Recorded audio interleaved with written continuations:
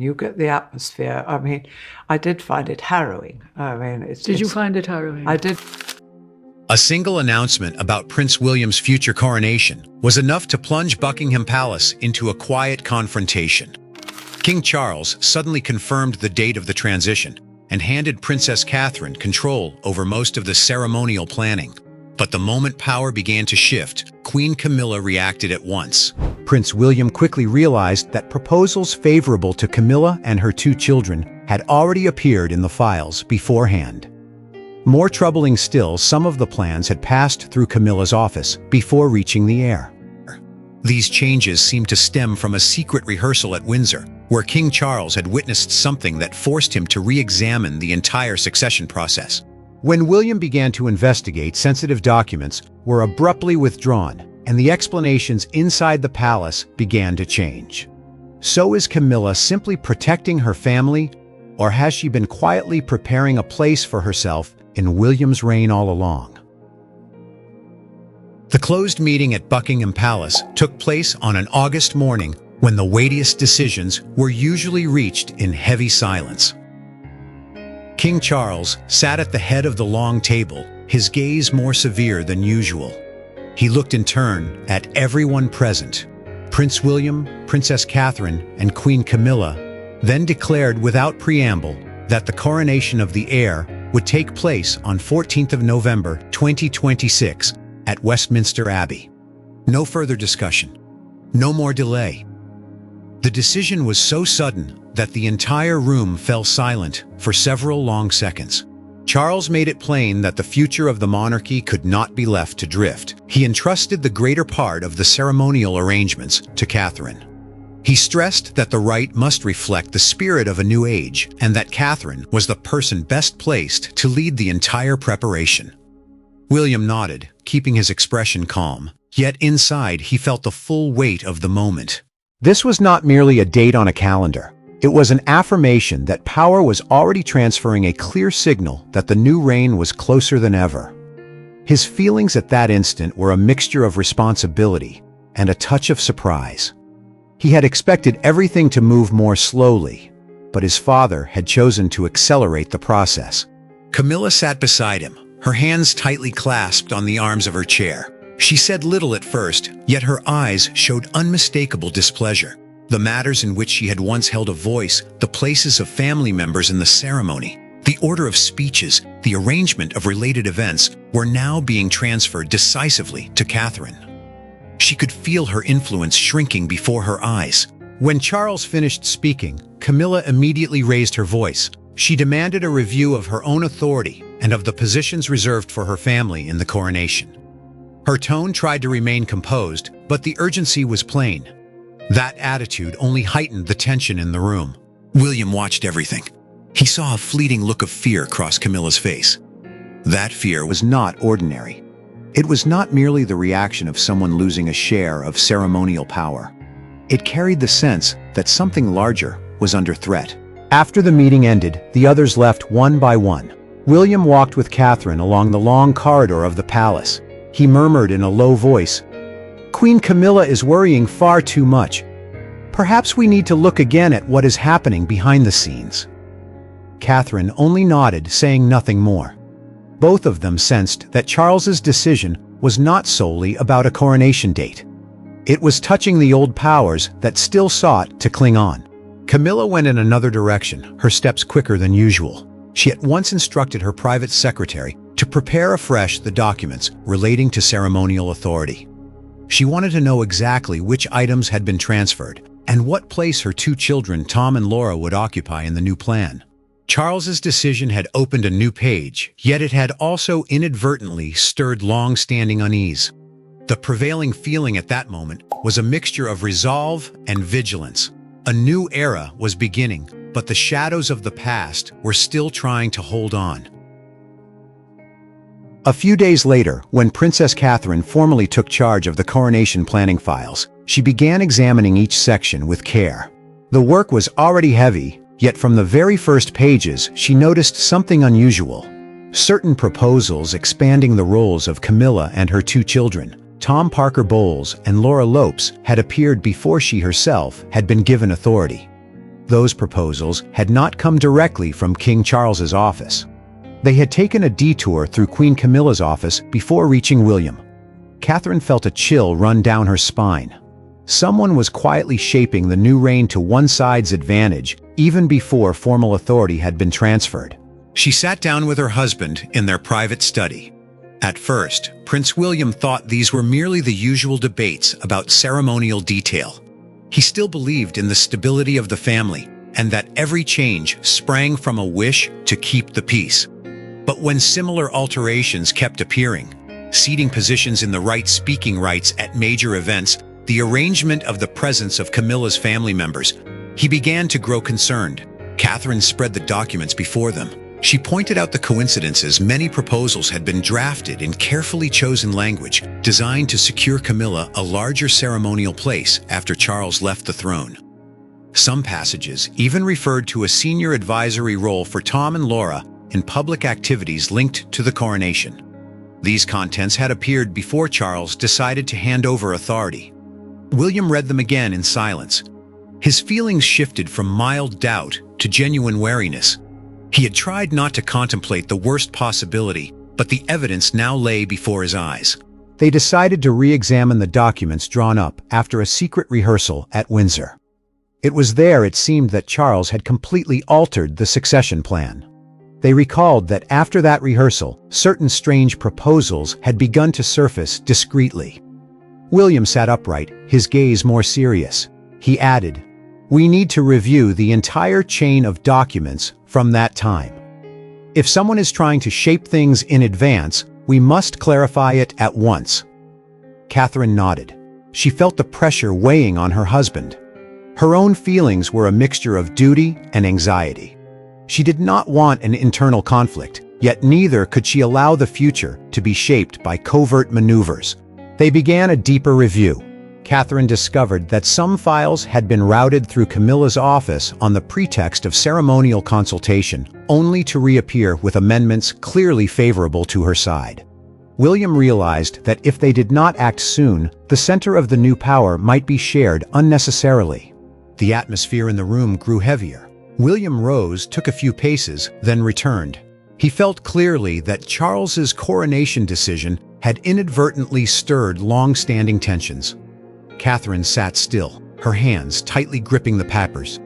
She understood that much still needed clarification, and that transparency was indispensable. Their shared feeling at that moment was heightened vigilance. They no longer saw this as mere ceremonial argument. It was the sign of an effort to shape the new reign in favor of the past. William concluded the exchange in a resolute tone. "We will check everything again. We will leave no gaps," Catherine answered with a look of agreement. Both knew the next step would lead them to more uncomfortable truths, but they were ready. For the future of the monarchy could not be shaped in the dark. In truth, everything had begun several months earlier at Windsor, when King Charles held a hypothetical rehearsal.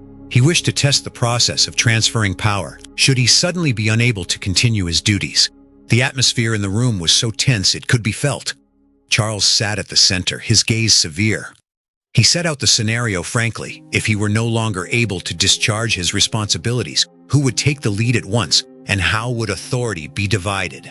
The purpose of the rehearsal was to clarify every ambiguity before it became a real problem. When asked who would lead, Camilla spoke at once. She said clearly, "There should be no major change without consulting me. Stability and experience are what are most needed at such a time."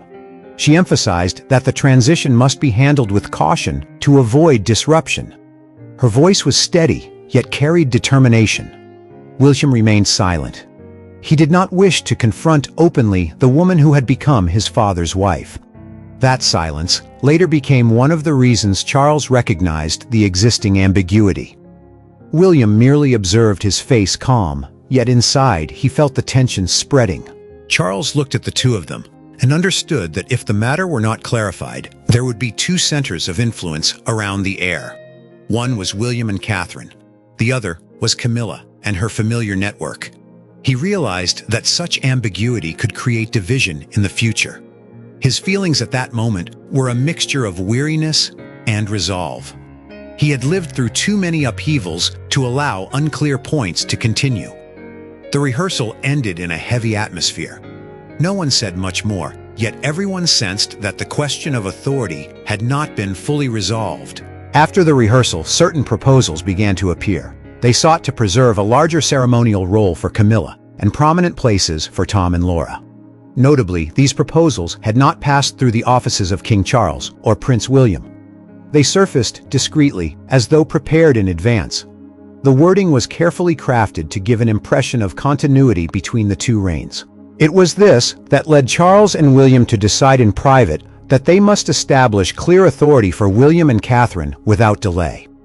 They wished to accelerate the process to see whether Camilla stood behind it. In a later private conversation, Charles said to his son, "Ambiguity will only create further problems. We need to make things clear at once." William nodded and replied, "I think the same. If we leave it too long, everything will grow more complicated." He felt the weight of responsibility. His feelings were a mixture of anxiety and determination. He had hoped everything would remain harmonious, yet reality was showing that the old influence would not easily release its hold. Catherine was also informed of the decision. She listened and understood that the Windsor rehearsal had to become the starting point for larger changes. Her feeling at that moment was one of vigilance. She did not want conflict, yet she recognized that if they did not act, the new reign could be affected by calculations from the past. Charles and William agreed to watch closely the proposals that appeared after the rehearsal. They wished to know the exact origin of those documents and why they had taken unofficial channels. In the days that followed, the atmosphere inside the palace grew more cautious. Camilla continued to appear at events with an outward calm, yet behind the scenes the proposals continued to be advanced quietly. Charles observed everything with a sharper eye. He knew that accelerating the clarification of authority would provoke a reaction, yet he believed clarity was the most necessary thing. William carried a sense of disappointment. He had tried to maintain harmony, but now he understood that harmony was being threatened by those very covert maneuvers.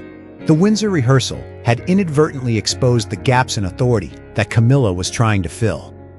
Charles and William decided not to allow those gaps to remain any longer. They began preparing the next step, establishing clear authority and watching every move closely. The prevailing feeling then was one of resolve. An old page of history was gradually closing, and they were ready to face whatever came to protect the future of the monarchy. At the same time, William and Catherine began reviewing the proposals that had appeared after the Windsor rehearsal. They sat in their private study, opening each page of the documents systematically. From the earliest sections, both realized that the greater part of the content favored Camilla. The positions of Tom and Laura were mentioned more often than necessary. Certain speaking rights and attendance at important events had been expanded with subtlety. These proposals did not stop at ordinary ceremonial matters. They carried the intention of securing a lasting place for Camilla's side, even after the new reign had begun. Catherine pointed out the coincidences. She said briefly, "These changes appear far too regularly after the rehearsal. It cannot be chance." William listened, his face serious. He had tried to believe that everything was merely ceremonial debate, yet the accumulating evidence made that impossible to ignore. His feelings shifted from suspicion to clear wariness. He understood that if the matter were not clarified, the old influence could continue to seep into the future. They discovered that one advisor had received direct instructions from Camilla's office before submitting plans to higher levels. This person frequently visited Camilla's office outside the official schedule. Those meetings were not fully recorded, yet traces remained. William quickly arranged a meeting. The conversation took place in a private room with no third party present. The advisor sat opposite, looking tense. William asked direct questions without circumlocution. The man admitted that Camilla had requested Tom and Laura's presence at certain important events. All the files, she had said, had already been approved. The advisor added, some proposals were amended to expand the role of Camilla's side before they were submitted. "I only followed instructions." William listened, his expression unchanged, yet inside he felt anger rising. He asked shortly, "So everything passed through her office first?" The advisor nodded. William began to believe that these changes were not accidental. They formed a plan to preserve Camilla's influence after he himself ascended the throne. Catherine sat beside him, her hands tightly clasped. She felt the pressure weighing on her husband. After the advisor left, they exchanged a few brief words. "If we do not clarify this at once, everything will become more complicated." William nodded. His feeling now was one of determination. He did not want an open conflict, yet neither could he allow the future to be shaped by covert maneuvers. They continued checking document by document, and the picture grew clearer. Someone was trying to create a parallel network of influence even before the new reign had begun. William realized that the proposals after the Windsor rehearsal all pointed to a common goal: preserving a larger ceremonial role for Camilla and prominent places for her family. Some passages had been drafted with skillful language, intended to create an impression of stable continuity. Behind it, however, lay an effort to maintain the old power within the new structure. Catherine pointed out further that many files had been routed through Camilla's office on the pretext of consultation, only to reappear with amendments clearly favorable to her. William felt a deep disappointment. He had hoped everything would remain harmonious, yet reality was showing the opposite. The atmosphere in the room grew heavier as they finished the review. William rose, took a few paces, then returned. He understood that much still needed clarification, and that transparency was indispensable. Catherine sat still, her gaze steady. She was ready to support her husband in every next step. Both knew that the discovery of the advisor and his admission had opened a new direction. They would not stop, for the future of the monarchy could not be shaped in the darkness of old calculations. On the other side, fearing that William would re-examine the files, Camilla acted at once. She ordered certain proposals withdrawn and explained that they had been merely contingency plans. Her voice tried to remain calm when speaking to her colleagues, yet the haste was obvious. The items once drafted to expand her own role and that of her family were suddenly narrowed. She insisted that everything had been intended only to ensure stability during the transition, and that there was no other motive. Yet the very rapidity of the change became the most suspicious sign. The same advisor was instructed not to mention the earlier conversations again. Sensitive documents were replaced by milder new versions. The language was carefully revised, removing passages that referred directly to an expanded role for Tom and Laura, or to a larger ceremonial place for Camilla. The man pretended to agree, nodding before her, yet afterwards he told William everything. His outward loyalty could not conceal that he had chosen the side of the heir. William received the information and felt every suspicion confirmed. Camilla's hurried alteration of the plans only strengthened William's belief that she was trying to conceal her true role. He sat with Catherine in the study, the old and new pages of documents laid side by side for comparison. The differences were stark. Proposals that had once been expansive were now so neutral as to be almost harmless. He had tried to maintain family harmony, yet that harmony was now threatened by the very calculations of power. He decided to bring everything into the open. There was no longer room for ambiguity. They continued gathering evidence. The advisor supplied further details of the earlier exchanges in which Camilla had stressed the necessity of keeping a place for her family at important events. Those words now stood in complete contrast to the explanation of contingency plans. William felt a smoldering anger. He did not wish to turn the matter into an open conflict, yet neither could he allow the covert maneuvers to continue. His feeling at that moment was one of clear resolve. He would place the entire set of old documents together with the advisor's confirmation before his father. Catherine watched her husband with a look of support. She understood that the next step would not be easy, yet it was necessary. The atmosphere in the room grew heavier as they prepared the evidence. Meanwhile, Camilla continued directing the replacement of documents. She believed every trace had been neatly handled. She did not know that the advisor had chosen to tell William the truth, that overconfidence became her greatest weakness. At the same time, William and Catherine already possessed enough evidence to move to the next stage. Their shared feeling then was one of heightened vigilance mixed with determination. They were ready to face whatever came, for the future of the monarchy could not be shaped by calculations hidden in the dark. The following day, William placed the old documents and the advisors' confirmations before King Charles. The king looked through each page, his face growing ever more severe. The evidence showed that Camilla had repeatedly sought to expand her influence without direct discussion with the heir. The proposals drafted in secrecy, the amendments that had taken detours through her office, and the advisors' admission together formed a clear picture. Charles sat silent for a long while. He had hoped everything would proceed smoothly, yet reality was forcing him to confront the truth. Charles confronted Camilla in a private meeting. He placed the documents before her and demanded an explanation.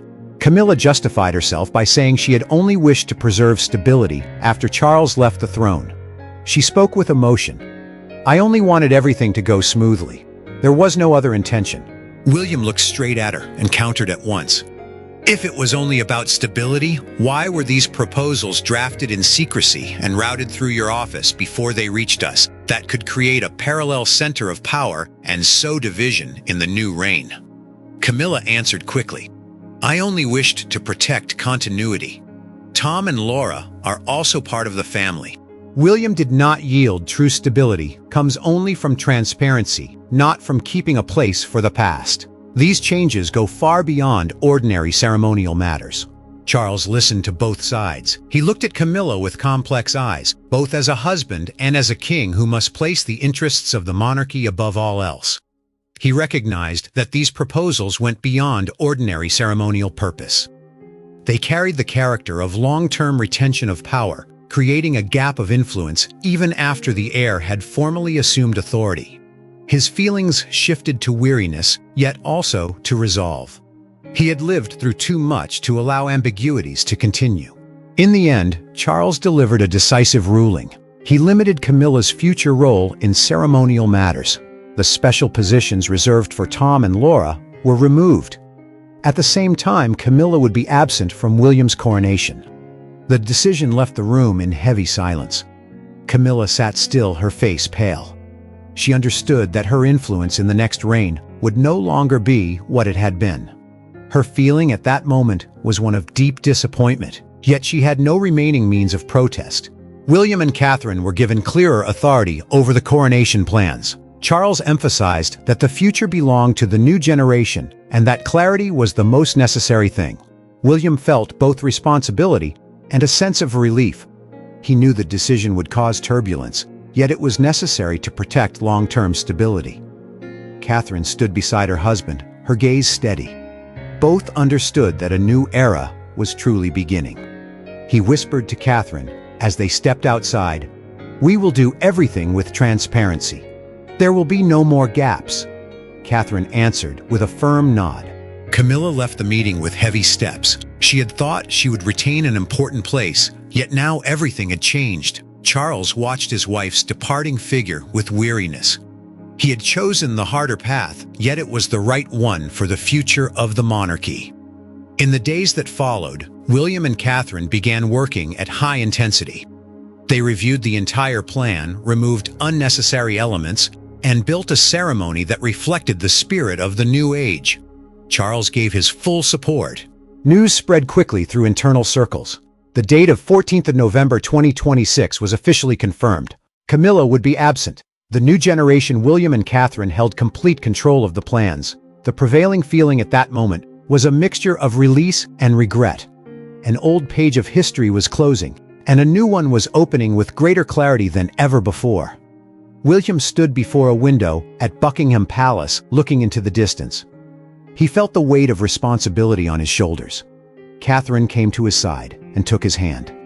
Few words were needed. Both knew that many challenges still lay ahead, yet at least now they possessed clear control. A new era was truly beginning, no longer the shadows of ambiguity, no longer parallel centers of power, only the transparency and responsibility of the succeeding generation. The day of the coronation was drawing near, and this time everything would proceed according to the will of the heir. In your view, if Camilla truly sought to preserve influence for her children in the future reign, was that action understandable, or had it already crossed the limit? In a sea of videos, I am so glad YouTube managed to bring this one to you.